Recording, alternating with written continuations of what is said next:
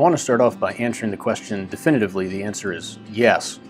But in order to support the claim, warning, we're going to have to do some philosophy. So first of all, we ask ourselves, what is love? There are a lot of different types of love. People talk about love. I say I love so many different things. But love in the deepest sense is to will the good of the other, to want what is good and then to act on it. That's not just wanting it, but it's also willing it, actually taking action to make it happen. So then what is good?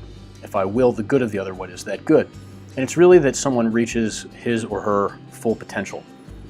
It starts with existence, right? We have to exist in the first place. That's the basic good upon which every other good is based. So it's good that I exist. And then the perfection of my nature, who I am as a human being, a rational animal, and reaching to be the best that I can be, is a way of putting it. And then ultimately God himself is the greatest good for us.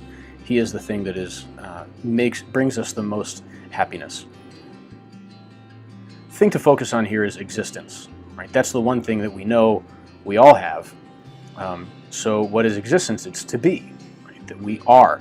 And if we say, well, why do we exist? Well, all existence comes from God. God is the source of everything that exists. He is the very essence of existence, right? The act of existing itself.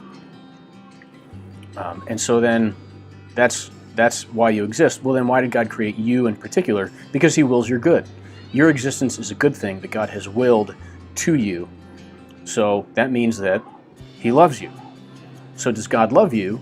Well, we can ask, do you exist? If the answer to that question is yes, then the answer is yes to the question of whether or not God loves you. Now we need to be careful. This is a different kind of love than what you're used to. Normal human love, somebody sees you, they meet you, they get to know you, and then they love you in some way.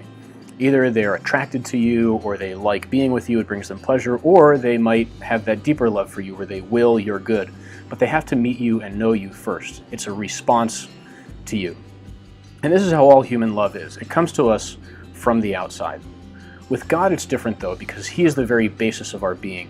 So his love starts on the inside and then goes out. If God did not love us, we would not exist in the first place. He is the very foundation of everything that we are. We exist because God knows us and because he loves us. Other people know us because they get to know us.